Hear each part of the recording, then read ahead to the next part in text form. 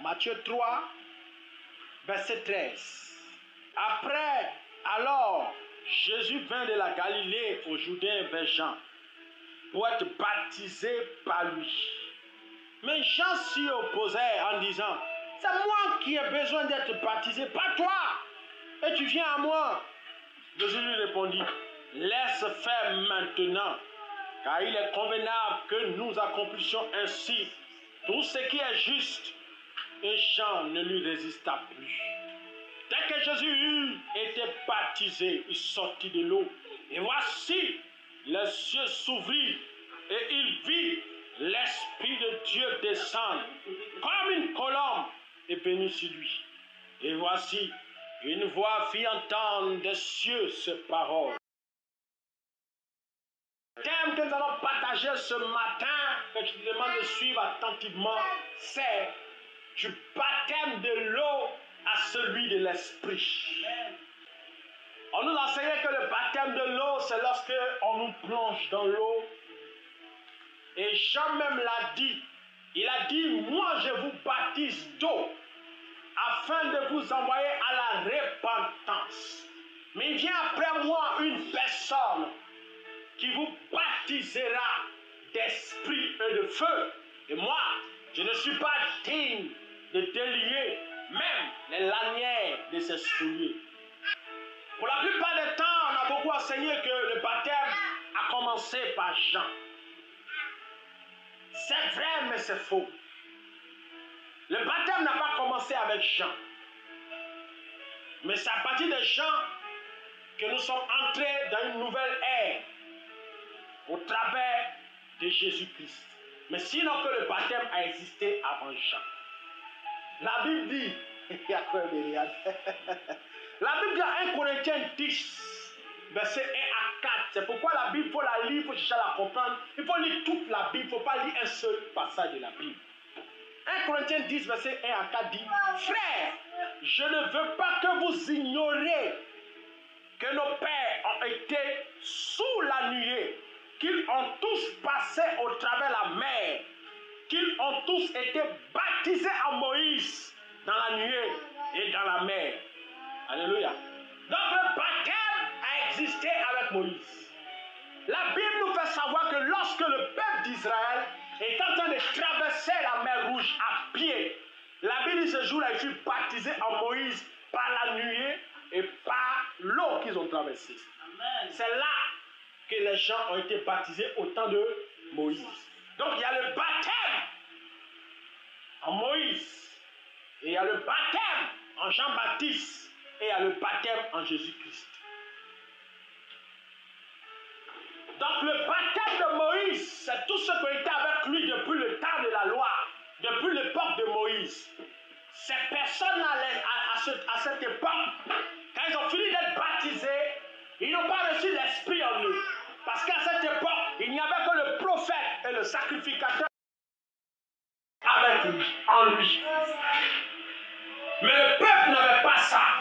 C'est pourquoi quand les temps vont passer, le Seigneur va prophétiser. Il dira, je vous donnerai un cœur nouveau. Et il a prévu que nous soyons remplis de son esprit. Parce qu'il a vu ce que ça... Avec Moïse, Dieu a donné la loi. Mais la Bible déclare que la loi est venue avec Moïse. Mais la grâce et la vérité sont venues avec Jésus-Christ. Au temps de Moïse, la loi est venue. La loi nous dit, tu ne feras pas, tu ne toucheras pas, tu ne tueras pas. Mais les hommes étaient incapables de vivre selon cette loi. Pourquoi? Parce qu'ils n'avaient pas le Saint-Esprit en eux. Ils avaient la nuée, symbole de la présence de Dieu. Et ils ont eu le baptême dans l'eau en traversant la mer Rouge. Mais ils n'avaient pas l'Esprit en eux. Donc ils ne pouvaient pas accomplir toute la justice de Dieu. C'est pourquoi ils se retrouvaient tout le temps en train de pécher. En train de faire des choses que Dieu demandait qu'ils ne fassent point. Pourquoi? Parce que l'esprit n'avait pas circoncis le cœur. La Bible déclare que la lettre tue, mais c'est l'esprit qui vivifie. Et eux, ils n'avaient pas le Saint-Esprit en eux, mais le Saint-Esprit les dirigeait au travers d'une colonne. Et Moïse parlait dans la nuée.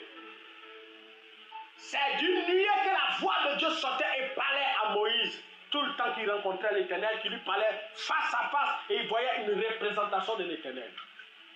Donc, nos pères dans le passé ont été baptisés en Moïse dans la nuée et dans la mer, qu'ils ont tous mangé le même aliment spirituel et qu'ils ont tous bu le même breuvage car ils buvaient à un rocher spirituel qui les suivait et ce rocher était Christ. Donc à l'époque, chers frères et sœurs, de Moïse, les gens ont fait la Sainte Seine. La Bible dit ici qu'ils ont mangé le même aliment spirituel et ils ont bu tous le même breuvage. Et ce breuvage-là, c'était Christ qui les suivait, le rocher, Christ le rocher. C'est quoi cet aliment spirituel qu'ils ont mangé? Cet aliment spirituel qu'ils ont mangé à l'époque, c'était la manne. Parce que la manne était descendue du ciel. Quand ils dormaient, ils se réveillaient, tout le camp était rempli de manne. Parce que Dieu faisait descendre la manne. Il participait à la Sainte Seine du passé au temps de Moïse, au travers de la manne, et il buvait le sang de Jésus qui était le rocher qui faisait sortir l'eau. Dans le passé, les gens ont connu le baptême de l'eau et ils ont mangé la Sainte Seine. Mais c'était la manne et c'était l'eau qui sortait du rocher quand Jésus faisait des miracles. Il n'est pas de Moïse parce que la Bible déclare que ce rocher qui les suivait, c'était Christ. Donc Christ s'est manifesté dans le passé. Mais à cette époque où il s'est manifesté comme la nuée. La nuée. Alléluia. Amen.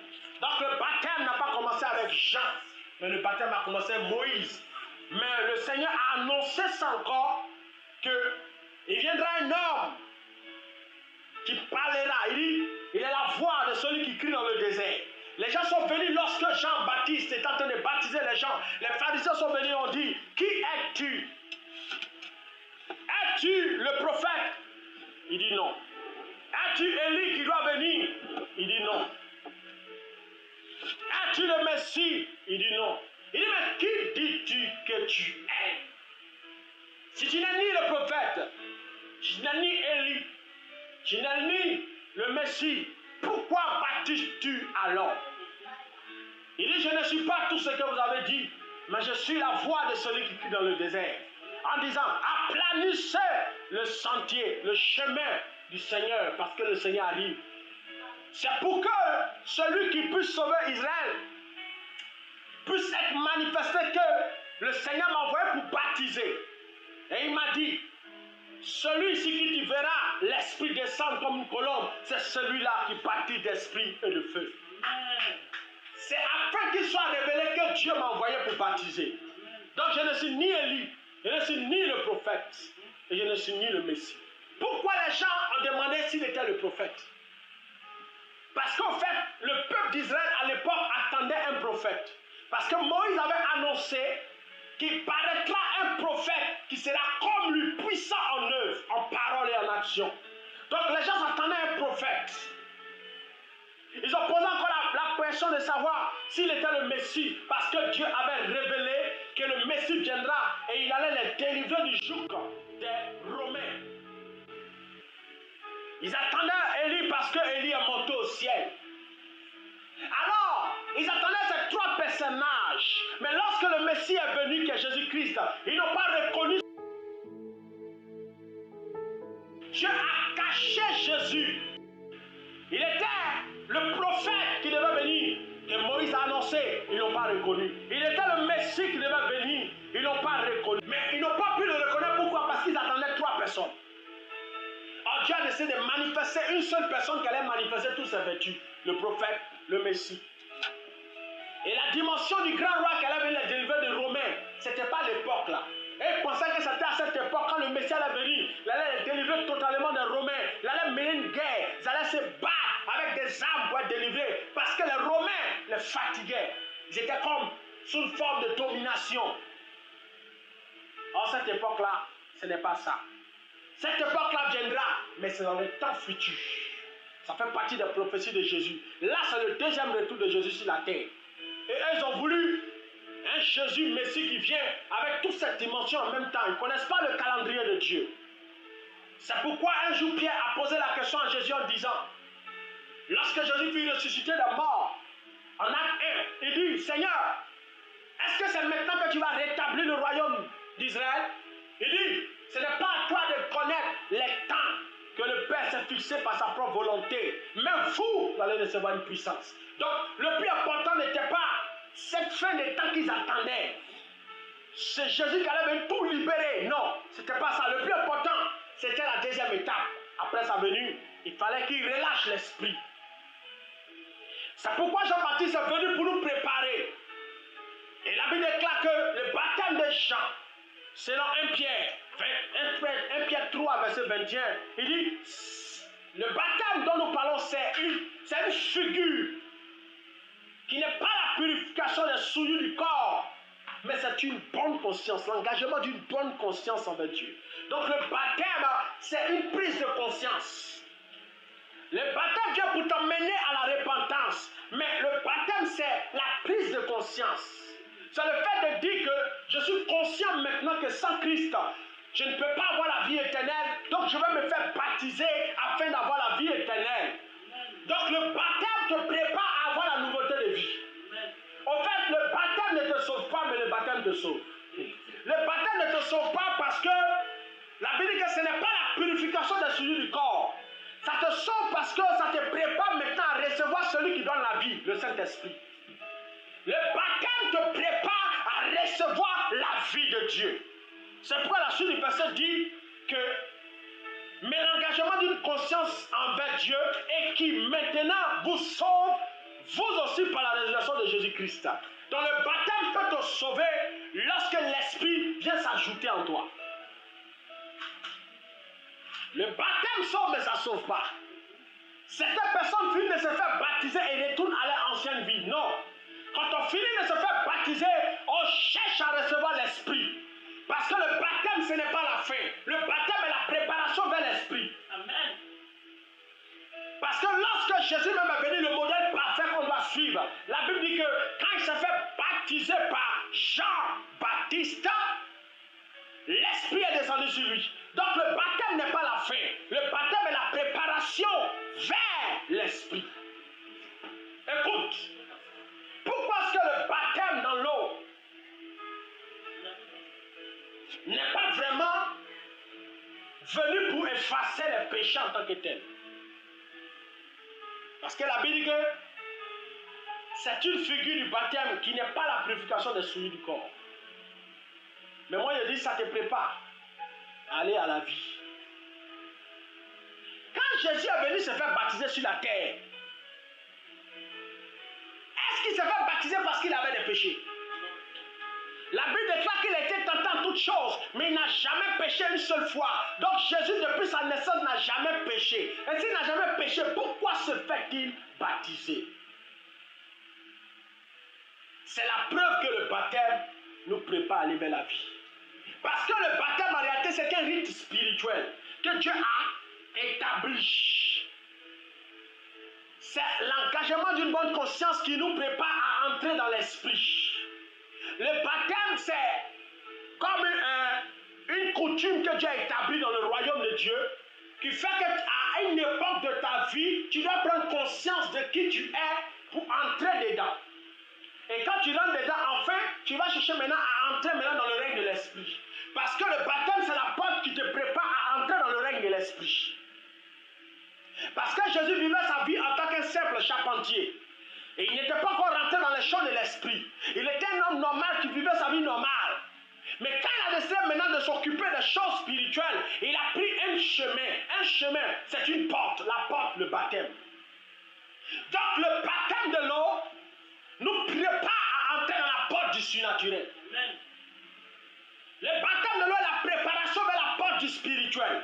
Donc quiconque veut devenir un homme spirituel doit passer par les eaux du baptême. Quand tu finis de passer par les eaux du baptême, tu ne t'arrêtes pas là. Tu vas maintenant te préparer à recevoir la portion de l'esprit. Amen. Beaucoup de chrétiens et nos frères d'à côté vont se faire baptiser. On verse de l'eau sur les têtes. Certaines personnes, ils vont se faire baptiser. Ils s'arrêtent là. Et ils parlent du baptême de l'esprit en disant, venez, on va faire le coup de baptême de l'esprit. Quand tu finis de faire le coup de baptême de l'esprit, on dit alors tu es baptisé de l'esprit. Bêtise. Le baptême de l'esprit, c'est pas ça. Le baptême de l'eau, c'est toi qui vas vers Jean-Baptiste qui te plonge dans l'eau. Et Jean-Baptiste peut être le pasteur qui va te plonger dans l'eau. Mais le baptême de l'esprit, tu vas maintenant vers Dieu et Dieu doit venir vers toi. Amen. Le baptême de l'esprit, c'est que Dieu te relâche son esprit pour dire que le baptême de l'eau que tu as fait, j'approuve, donc je te donne mon esprit. C'est comme tu as tendu ta main à Dieu par le baptême de l'eau en disant sauve-moi. Et Dieu doit envoyer sa main pour te tirer. Alléluia. Tu dis Seigneur, je suis venu au travers le baptême de l'eau pour que tu puisses m'accorder ton esprit. Et lorsque Dieu te donne son esprit, on dit tu es rempli de l'esprit. Maintenant, être rempli de l'esprit, ce n'est pas être revêtu de l'esprit. Quand tu es rempli de l'esprit, tu dois chercher le baptême de l'esprit maintenant. C'est ça qu'on appelle le revêtement surnaturel, le revêtement spirituel. Alléluia. Donc, ma soeur, ce matin, si tu as été déjà baptisé dans l'eau, tu dois chercher maintenant à être baptisé dans l'esprit. Et il n'y a pas qu'une seule dimension de baptême de l'esprit. Il y a beaucoup de dimensions de baptême de l'esprit. Parce que dans la dimension surnaturelle, on peut aller de gloire en gloire dans la dimension du règne de l'esprit. On peut monter de puissance en puissance. On peut changer de niveau en fonction de notre soif. Parce que l'homme est comme une barrique qui doit recevoir de l'eau venant du ciel. Et plus tu t'exposes à l'eau de l'esprit, tu reçois l'eau de l'esprit. Plus tu t'exposes à la puissance de Dieu, plus tu seras rempli de cette puissance. Donc le baptême de l'esprit, on la cherche. On ne fait pas d'école pour avoir le baptême de l'esprit. Les disciples ne sont pas allés à l'école pour avoir le baptême de l'esprit. Jésus les a montrés ce chemin. Ils devaient chercher Dieu dans la persévérance et la prière.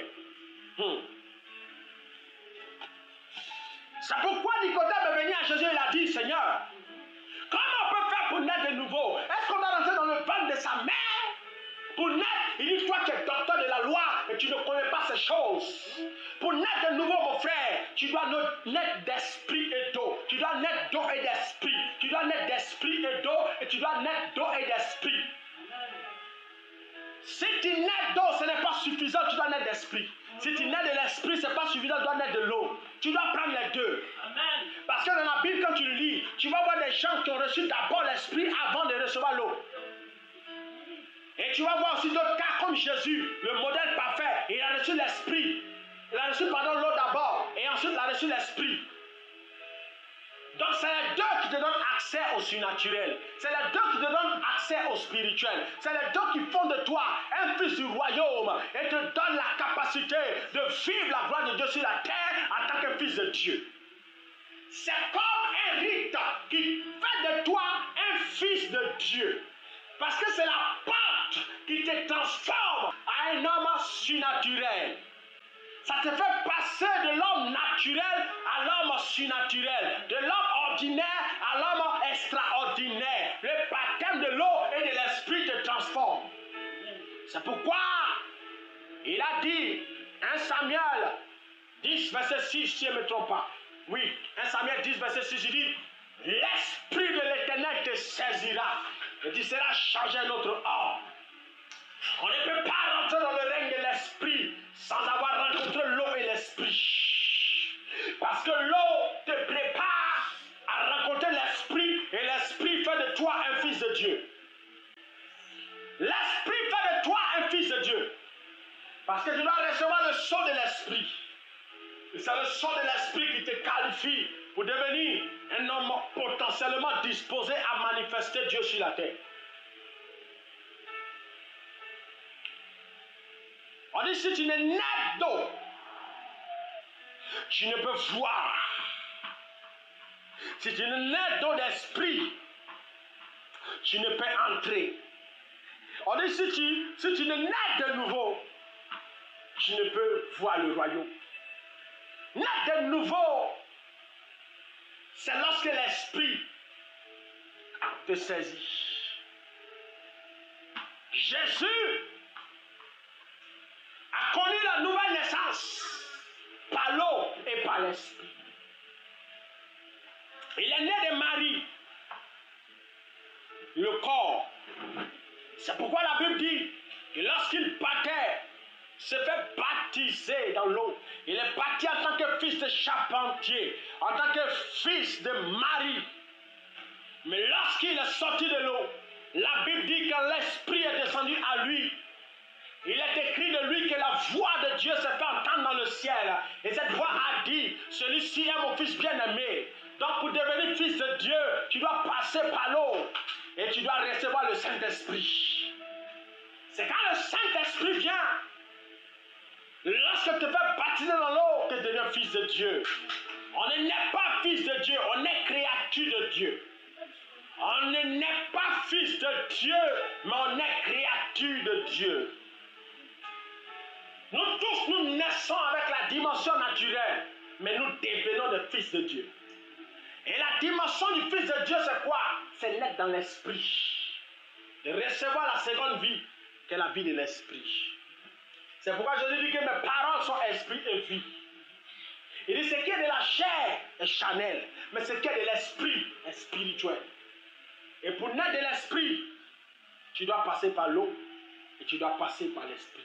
Et lorsque l'esprit est descendu sur Jésus, Jésus ne s'est pas limité à là. Il a continué le processus. Parce que le processus dans le baptême de l'esprit, c'est la recherche de Dieu. Et après savoir reçu l'esprit, la Bible dit en Matthieu 4, maintenant l'esprit le poussa dans le désert. Là où fut 40 jours et 40 nuits, où il gêna afin d'être revêtu de l'esprit. Tout chrétien qui a pu se faire baptiser doit prendre le temps pour chercher Dieu. Tout bon chrétien doit prendre la peine un jour de se mettre à part pour chercher Dieu. Même 40 jours c'est bon, parce que c'est biblique. Moïse avait 40 jours sur la terre. Son cœur fut touché. Et il a vu ses frères en train d'être laminés. Il a eu le cœur d'un libérateur à 40 ans. Et il allait vivre sa vie tranquillement, en train de chercher Dieu. Il marchait, il se promenait ça et là. Il est devenu berger de son beau-père.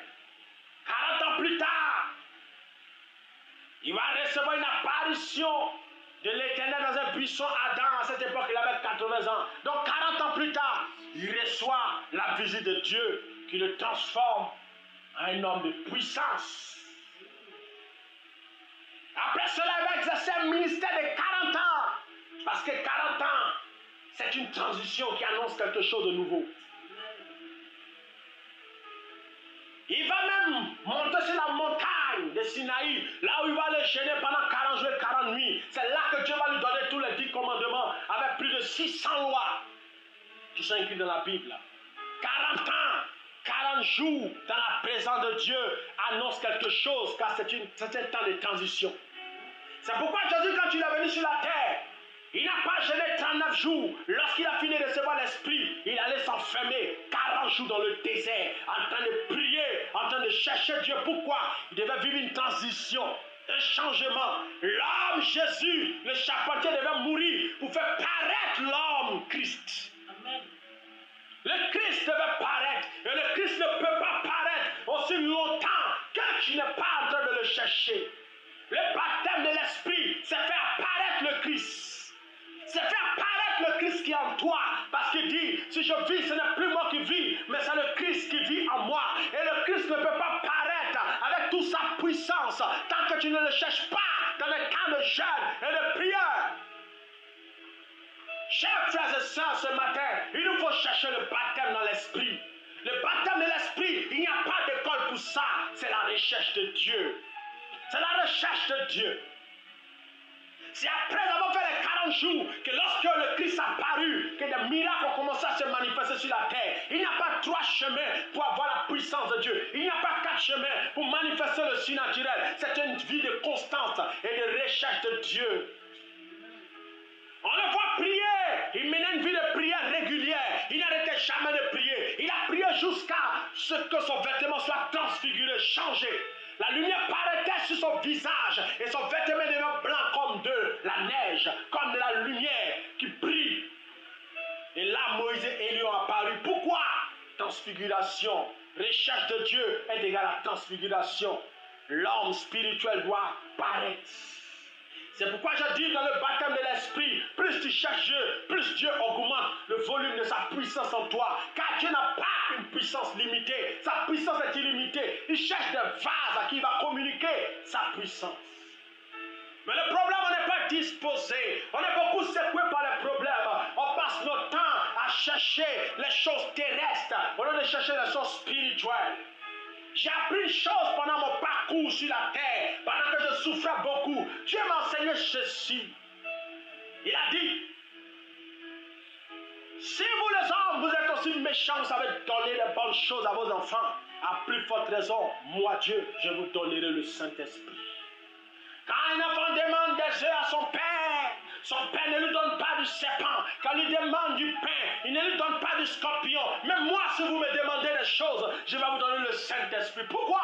Car le Saint-Esprit est la réponse à toutes les prières de l'homme. Amen. C'est dans le Saint-Esprit qu'est caché l'Esprit, la puissance, la guérison. C'est dans le Saint-Esprit qu'est caché le mariage. C'est dans le Saint-Esprit qu'est caché la richesse que nous cherchons. Amen. Dieu m'a fait comprendre qu'au lieu de chercher le matériel, je devais le chercher lui. Car si je le trouve, alors le reste va suivre.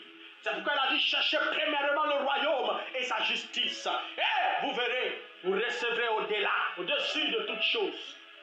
Car lorsque tu rencontres le royaume qui est le Christ, tu dois rencontrer le Saint-Esprit. Quand tu rencontres le Saint-Esprit, tu dois être baptisé du Saint-Esprit. Quand tu finis d'être baptisé de l'Esprit, toutes choses te seront données. Nos blocages souvent sont dus au fait que nous n'avons pas assez de quantité de la puissance de l'Esprit. Les blocages que nous vivons sont dus souvent au fait que nous n'avons pas assez de quantité de force surnaturelle. C'est pourquoi il y a des résistances surnaturelles. Parce qu'un homme qui est rempli de l'Esprit, il parle, la chose arrive. On n'a jamais vu Jésus prier et taper poteau. Partout ses paroles étaient exécutées à la lettre. Il dit une chose et la chose arrive. Il entend et elle existe. C'est des choses comme ça que nous devons vivre.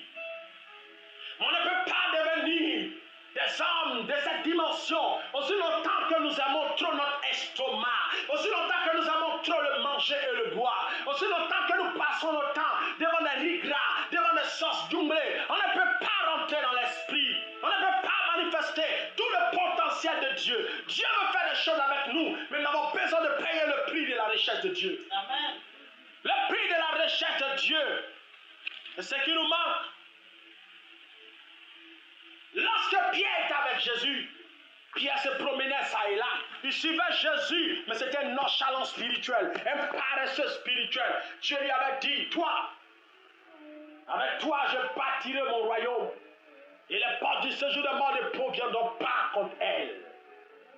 Pierre avait reçu l'appel d'un ministère authentique et puissant. Mais Pierre n'était pas capable de chercher Dieu dans la prière. C'est pourquoi pendant un temps, Jésus partait avec lui. Jean et Jacques, ils montaient sur la montagne pour leur montrer comment faire pour être revêtu de l'esprit. Pendant que Jésus prie, il dort. Pendant que Jésus prie, soit assoupi. Jésus dit, il est avantageux pour vous que je m'en aille. Car si je ne m'en vais pas, l'esprit ne viendra pas. Et si l'esprit ne vient pas, vous ne pourrez pas faire les choses que je fais. C'est pourquoi il dit glorifie. Oh Dieu, glorifie-toi et glorifie le Fils. Et la Bible déclare que la voix de Dieu a rétabli disant, je l'ai glorifié, je te glorifierai encore. Et Pierre vivait cette vie nonchalante, c'est pourquoi il a fui. Lorsqu'ils sont venus saisir Jésus, ce jour-là, si Jésus n'avait pas guéri l'oreille de Malchus, Pierre allait être tué. Pierre allait être tué parce qu'il avait reçu la promesse qu'il devait devenir celui qui allait bâtir le royaume sur la terre, qui allait convertir des femmes et des hommes. Mais voici Pierre qui n'est pas changé, il n'est pas converti, il ne comprend pas le plan de Dieu. Il veut défendre Jésus. C'est pourquoi lorsque les gens viennent pour attraper Jésus, il prend une épée et il coupe l'oreille, il veut défendre Jésus, mais il va mourir. S'il meurt, le royaume ne pourra pas être établi. Donc Jésus remet l'oreille en place pour ne pas qu'on le tue. C'est pourquoi après cela, après sa mort et sa résurrection, la Bible dit en Jean 20, verset 22, que Jésus va souffler sur eux, qu'il va les apparaître dans une maison. Ils étaient apeurés, remplis de peur, parce qu'ils étaient tourmentés quand Jésus était mort. Ils disent, mais qu'est-ce qu'on va devenir, le gars mort? On a marché avec lui ici, tout le monde nous a vus. Ah, est-ce que cette histoire qu'il nous a dit était vraiment vraie? Mais quand Jésus est apparu vivant, qu'ils l'ont vu, la Bible dit, se souvient qu'un jour il avait dit, détruisez ce temple que vos pères ont bâti en 40 ans. Et je le reconstruirai en 3 jours. Ils ont compris que ce jour-là, il ne parlait pas du temple, mais il parlait de son corps. Mais tout ce qu'il nous a dit est vrai. Il dit, venez, voyez, voici mes mains dans lesquelles ils ont mis les clous. Touchez, voici mon côté qu'ils ont percé. Ne vous ai-je pas dit que lorsque je serai enseveli, je vais ressusciter 3 jours après comme Jonas? Les gens demandaient, quel est le signe que tu fais pour qu'on croie en toi? Il dit de même que Jonas en fait 3 jours dans la tombe, dans la gueule du poisson. Ainsi le Fils de l'homme fera 3 jours dans le sein de la terre. Et il a fait 3 jours, il est sorti, les disciples l'ont vu, ils étaient contents. Et la Bible dit pendant 40 jours encore, 40 jours, transition. On dit, il parlait des choses du royaume.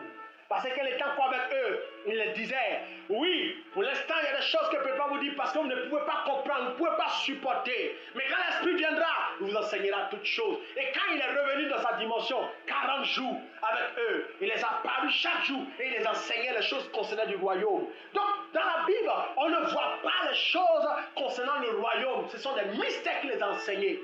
Jamais on a mis ça dans la Bible. Maintenant, le Saint-Esprit doit venir nous révéler ça à chacun, un à un, petit à petit. C'est là que nous, on est devenus des prédicateurs des mystères. Ce sont les mystères des 40 jours en prêche comme ça. Alléluia. Et Pierre le nonchalant a eu la foi. Cet homme qui était capable de prier pendant des jours. Il dit, mais j'ai marché avec le mec pendant des jours. J'ai vu comment il faisait. Voici la solution. Mes gars, allons s'enfermer. Et la Bible déclare en Actes 1, verset 14, ils se sont mis ensemble tous d'un commun accord. Cette fois-ci, c'était plus en paresse. Avant, ils étaient tous d'un commun accord en train de dormir quand Jésus prie. Maintenant, ils étaient tous d'un commun accord pour prier. Il dit, c'est le chemin du maître. Prions, car tout disciple accompli sera comme son maître. Oh Seigneur, merci au Dieu, sans l'esprit de 2021 sur moi. C'est comme ça qu'il prêchait. Et alors, voici de commencer à prier. À prier. Après la montée du maître, ils se sont fermés 10 jours. Il dit, on va prier. On ne va pas s'arrêter jusqu'à ce qu'il nous envoie la promesse du Père. Ils ont prié, 1 jour, 2 jours, 3 jours. Ils ont prié comme ça pendant 10 jours. C'est quand ils ont fini de prier au bout de 10 jours, la Bible dit en Acte 2, verset 1, le jour de la Pentecôte. Dieu a choisi le jour de la Pentecôte. Quand on parle de la Pentecôte, ce n'est pas d'abord le fusion de l'esprit. La Pentecôte est une fête d'agriculture, une fête agricole du temps d'Israël. C'est une époque où les gens se réunissent, ils fêtent. Parce qu'ils ont travaillé, Dieu les a bénis. Dieu a choisi ce jour-là parce que les gens venaient de partout, de toutes les contrées voisines, de toutes les nations. Tous ceux qui étaient d'Israël, qui étaient déportés dans d'autres nations, venaient pour fêter. Et c'est ce jour-là que Dieu a choisi. Il dit aujourd'hui, le réveil va commencer. Amen. Pendant qu'ils ont persévéré au bout de 10 jours, la puissance de Dieu est tombée. Et ils n'ont pas fait 40 jours de jeûne et de prière. Et ils ont cherché avec la soif. Parce que eux, ils étaient déjà assoiffés. Ils avaient déjà vécu trop d'expérience avec le Maître. Dans leur esprit, ils étaient déjà prêts à recevoir le dépôt de Dieu. La Bible, ils étaient assis. Et tout à coup. Donc, dans le domaine de la recherche de Dieu, il faut avoir la position stable. Être assis est une position de stabilité. Tu dois être stable dans ta vie de prière. Tu ne dois pas vaciller. Tu ne dois pas prier aujourd'hui et puis demain tu ne pries pas. Tu ne dois pas prier après demain tu ne pries pas. Non, on attend la Pentecôte étant positionné dans la stabilité de la prière.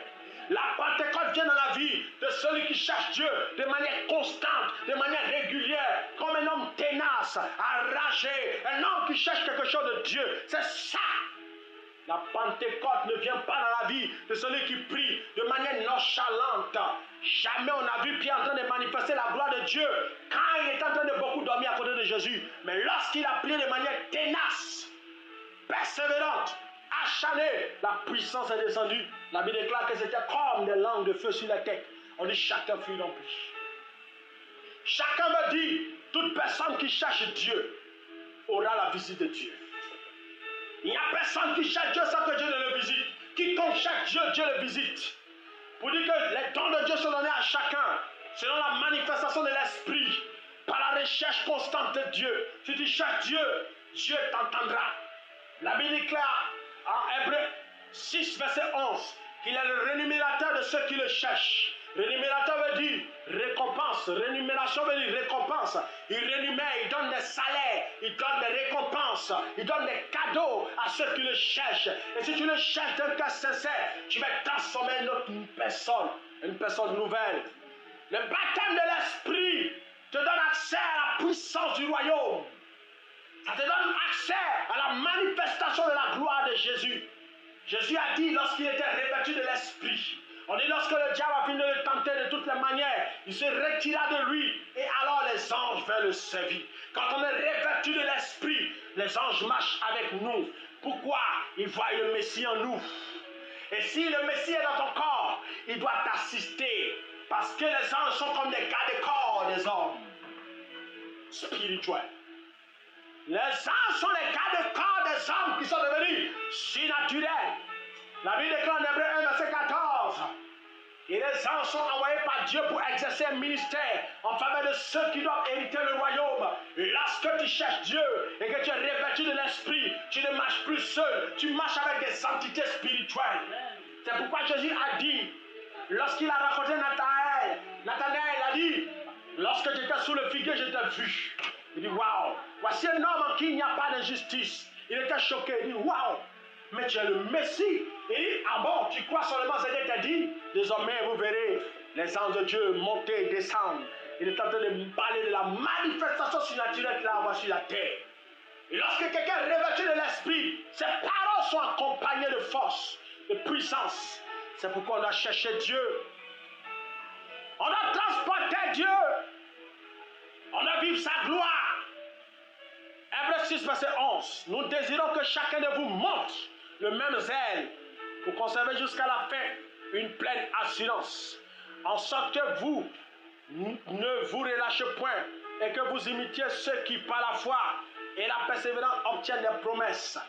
Le baptême de l'Esprit est une promesse. La puissance de l'Esprit est une promesse. C'est pourquoi il a dit vous recevez une puissance. Le Saint-Esprit souvenant sur vous. On doit chercher, ma soeur, on doit chercher le baptême de l'Esprit. Le dépôt qu'on a est assez petit pour l'œuvre à laquelle Dieu nous a appelés. La puissance qu'on a est assez faible pour l'œuvre à laquelle Dieu nous a appelés. C'est bon d'écouter de belles prédications. C'est encore mieux de vivre l'esprit de la prédication. C'est bon d'écouter de belles paroles. Mais c'est encore bon de vivre la puissance qu'il y a à cette parole. On doit chercher l'esprit parce qu'il y a des malades dehors. Le royaume de Dieu ne consiste pas seulement en parole, mais consiste en puissance et en démonstration de l'esprit. Ce ministère que Dieu a mis dans nos mains ne pourra pas s'établir seulement avec la parole. Elle a besoin aussi de l'esprit de la puissance.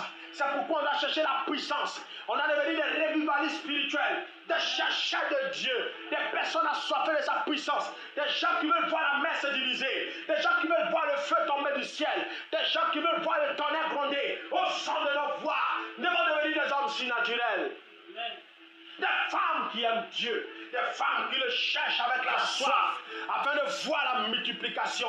La Bible déclare, sur la graine qui est tombée en terre ne meurt, elle ne peut porter de fruits. On a mouru en Dieu afin que nous portions des fruits. On a mouru dans sa présence afin que ce ministère éclore. Et pour ça, c'est des recherches de Dieu. Amen. Des recherches constantes dans les 40 jours de jeûne, dans les 21 jours de jeûne, dans les nuits de prière intenses, dans les recherches fortes.